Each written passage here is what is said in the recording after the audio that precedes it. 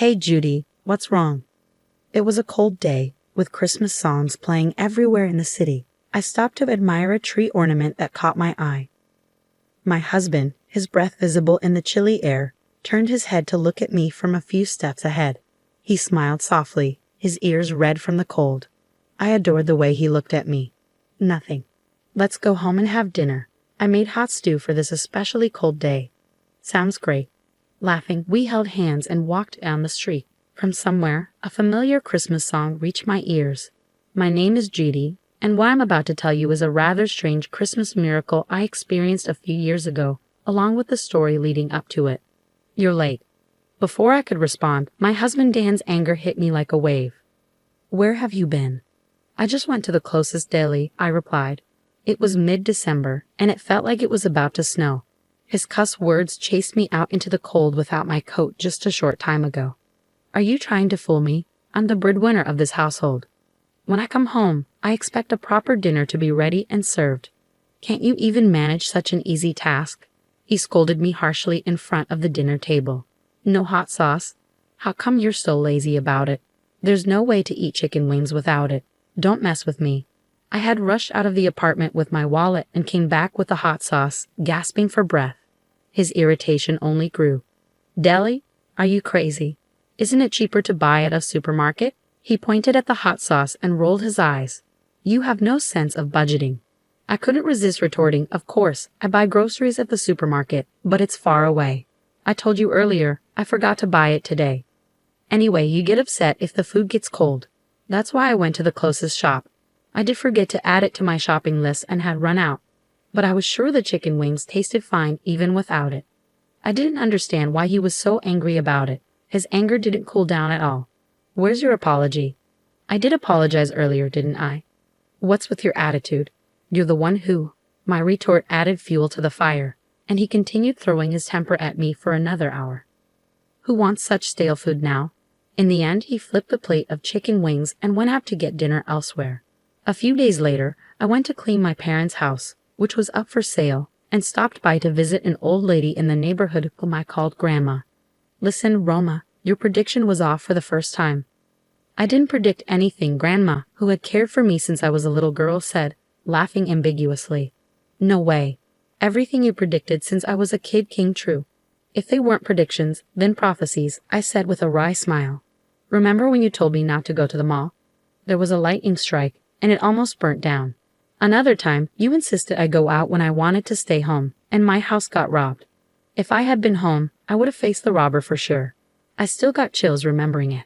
The robber was caught later with a knife in his pocket. What if I had been home that day? Grandma's predictions often came true, like she was a real prophet. Hey, Grandma. Yes. Even though she said it was all in my mind or just a coincidence, she listened when my voice became serious. I don't think I would have been prepared for my mom's illness if you hadn't told me. She was my only family, and you gave her peace of mind by telling her I'd be blessed with something special one Christmas not far away. My mom was relieved to know I'd have a bright future before she left me. She told me about it in her hospital bed, and it was a ray of hope for her. Seeing her content about it was a sign of her love for me. That's why when Dan proposed to me on Christmas Day, I thought it was just as you predicted.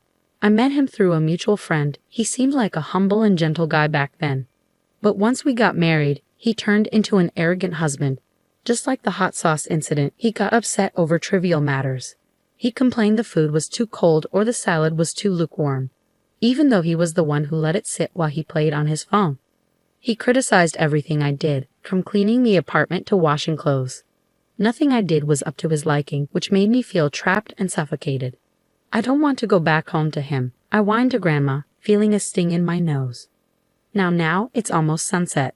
Don't you have to go back and cook dinner? She glanced at the sky and rushed me, though I was slow to move. Feeling softly rejected, I stood up lazily. You're going to be okay as long as you stand your ground. Even though you'll have struggles, you're going to be happy one day. You'll have a Christmas that will make you jump up and down in joy. So just live straight and truthfully. God is watching. I quickly turned around at her words that softened my heavy heart. Is it a prophecy? Let's see. I'm just an old woman, she said with another ambiguous smile, baffling me. Let's see if I put more effort. Dan might change. I tried to shift my mood. thinking it might have been too early to judge her original prediction. But then it was dinner, massages, ironing his shirt. Dan's hostility toward me only got worse. It wasn't even a year since we got married, but it became normal for him to order me around. Instead of a single kind word, he was constantly grumpy and overbearing. "Who do you think you are?" he snapped at me one night. "What did I do? You don't have the decency to welcome me back home. Who do you think you were to hang around outside until now? I have to warm up my food in a microwave. God darn you." His menace made me sigh. "I told you, right? I had a co-op meeting tonight. I even left a note on the table for you." "Shut up.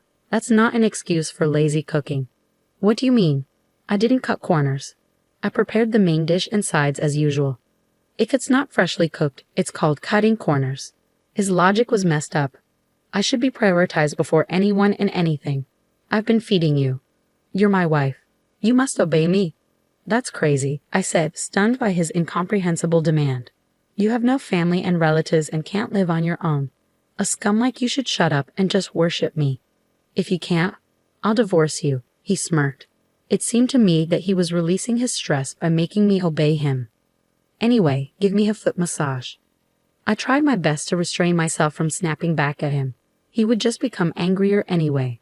Most of all, I had nowhere to go in the midst of sleet at night. So I sat down on the floor to give him the massage. My life continued like this until one day, I fainted from excruciating pain in the middle of grocery shopping and was taken to the hospital by ambulance. "I don't understand," I murmured, my mind going blank as my doctor explained my condition.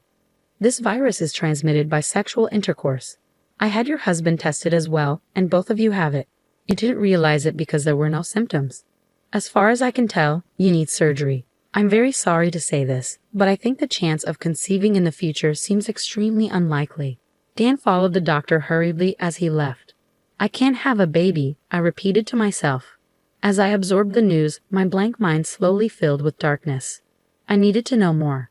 I tried to follow my doctor and Dan on wobbly legs. "Wait, doctor, Dan." But I froze when I heard their conversation. "So must everyone out there get tested?" "Exactly. They must be treated all at once. Otherwise, there's no point. It keeps coming back to you. Would they know what the test is for?" "Of course," my doctor replied, growing irritated. Listening with despair, I realized the bottom line. Dan had at least 3 girlfriends and was still seeing them. I complained to a picture of my mom in an empty room. I had hoped, even though he's not a good husband now, he might change once we have a baby. I kept Grandma's words about eventual happiness like a good luck charm. But I guess I was wrong. In fact, Dan seemed to only care about his own health. He was diligent about his condition, but never showed any concern for me. Having lost my parents, I had a strong longing to have my own baby. I hoped for a happy family with a husband, children, and me. Tears rained down on the picture of my mom in my hands. "Mom," I sobbed, covering my mouth with my fingers. Suddenly, Dan appeared. "What are you wasting your time for? You haven't prepared dinner yet. Here are the divorce papers. This is your punishment for neglecting your master and making a fuss." He noisily entered the room and threw the papers at my head as I sat down. "You are irritatingly depressing. I'm ready to divorce you anytime, no problem for me. You are the one who's going to be in trouble, right? Instead of slacking, do your duty if you don't want a divorce." "I'm not slacking." "Oh wait, there's one more punishment. I'm not giving you living expenses this month." He looked happy, smirking as he came closer. "I'm giving you a chance to reflect and change your attitude. Know your place. If you disobey me, a divorce." When he finished his tirade, he left the room looking refreshed. I stared at the divorce papers, feeling my emotions cool down. "Mom, I've decided." Wiping my tears from the picture frame, I spoke to my smiling mother. "Watch over me." I kept quiet and continued living with Dan for a while. He treated me like a servant and took out his fits of anger on me. I argued back occasionally, but mostly passed the days in silence. One day, during another tantrum over cold stew and lukewarm salad, I sighed internally and decided to act on my plan. "If I don't obey you, you're getting a divorce, right?" "Right. If you don't want me to leave you, reflect on your stupidity," he sneered, leaning back in his chair. "You're a bit weak upstairs, aren't you?" "What the?" He fluttered his eyes in surprise at my reply. "What did you just say?"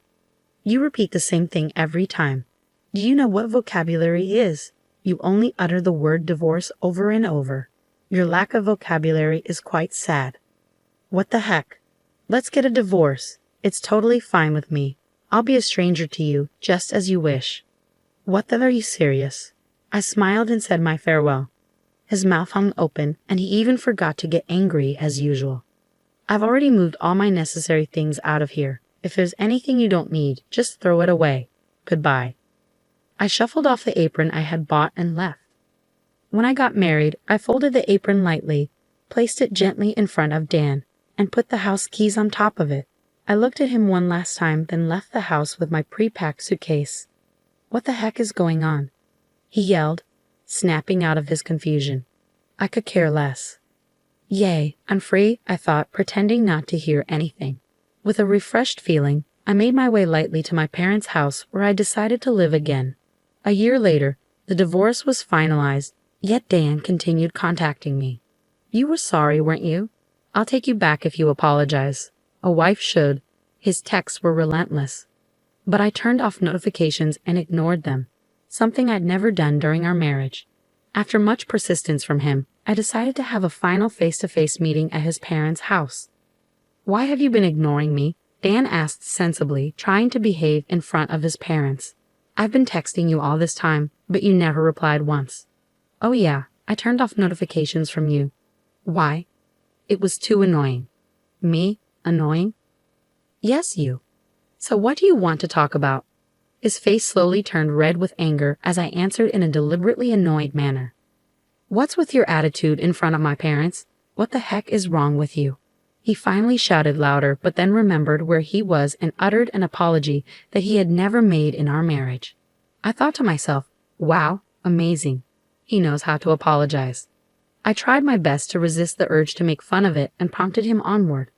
What do you need to talk to your ex-wife about? Hold on, why are you acting so strange? Aren't you struggling after the divorce? How are you living now? He sounded concerned, yet he never came to check on me even though he knew where I was. I didn't mind getting back together if that's what you want. Doesn't that make you happy? He asked. Not at all. I almost laughed at his overconfidence. It doesn't make me happy and doesn't help me in any way. I'm making enough income to support myself. Besides, the living expenses you gave me were only $500 a month. It wasn't enough for what we needed. I mean, you're the one struggling to manage without me, right? The cost I was covering for you is gone, and I'm much more comfortable being alone now. I don't understand the point of getting back together after being free. Puzzled by my casual attitude, he remained unsettled in front of his parents. Listen, Dan, stop acting like a kid who got caught doing mischief and calm down. There's no point in trying to make yourself look good. They know all your secrets. What secrets? I sighed and decided to reveal the truth. You're mistaken about me. I wasn't just a housewife. I told you that I used to live abroad because of my late father's work, right? I used the German I learned back then to translate at home. There were many materials on the bookshelves, you know. I didn't care for those. Those were materials and manuscripts before translation. You never touched them since you had no interest, right? Thanks to that, I was able to hide some equipment to record you. Wait. He was stunned by the word recording. It was his father who presented the evidence. See, all your secrets, like how you used to treat me, are out now. Your parents were in tears watching this and apologized to me. They are ashamed to have raised a son who treated me horribly. Well, being under the spotlight almost made him run for the hills, but his mother grabbed him and made him sit again. She signaled me with her eyes, and I pulled out the papers. These are copies of our divorce papers. There are parts marked with a red circle, which I pointed out to Dan. You know them, don't you? No way. It was understandable for him to be in shock. What I pointed to were the witness signatures, names of people he knew very well. Actually, there wasn't enough space. You had more than 2 girlfriends, right? Wait a sec. No more waiting. Before I could continue, a resentful voice echoed. You never told us about the STD. We only had a relationship with you. That means you brought it in from somewhere else, didn't you? What am I? A fling. Didn't you say we'd get married one day? That's a statement only a bachelor should say. Oh no. We watched the video too. You are a villain, not only to us but to all women. You are the #1 public enemy. You are finished. Surrounded by his girlfriends, Dan crumbled to the floor. His parents sighed exaggeratedly. I had a private detective look into his girlfriends and secretly contacted them. Of course, I had told my ex-in-laws the whole story too. The result was this chaos. Your game is up now. There was a strong request from his parents that their son needed punishment. All of his girlfriends and I demanded compensation from him.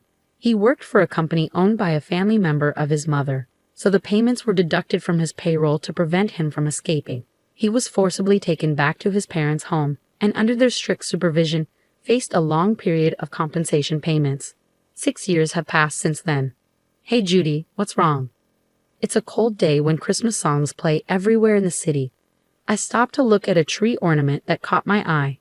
My husband, whose white breath clings in the air, turns his head to look at me from a few steps ahead. He's smiling softly, his ears red from the cold. The little girl in his arms also has rosy cheeks. I adore them so much. Grandma's prediction is actually amazing, I murmured. My current husband is surprisingly the brother of one of Dan's girlfriends. I hit it off with the girlfriends afterward and sometimes hang out with them. I met him by chance, and he gently soothed my depression. It's really a strange story. If it wasn't for what happened with Dan, I'm sure I wouldn't have met my current husband. So that's what Grandma meant when she said I'd struggle but be happy, I mused. Once again, I was amazed by Grandma's prediction. Moreover, after we got married, I got pregnant, which was said to be extremely unlikely. I remember getting sick on Christmas Day and being rushed to the emergency room, where the doctor indicated I was pregnant. I was literally jumping up and down with my husband, and the annoyed nurse scolded us to keep calm and rest. It was a true Christmas miracle. This time of year makes me reflect deeply. I've been hurt a lot by Dan, but now I'm so happy. Mommy, I came out of my thoughts when my daughter left my husband's arms and clung to me in her fuzzy coat. Nothing. Let's go home and have dinner. It's hot stew for an especially cold day. I've already prepared it. Sounds great, yay. Laughing, we held hands and walked down the street. From somewhere, a familiar Christmas song reached my ears.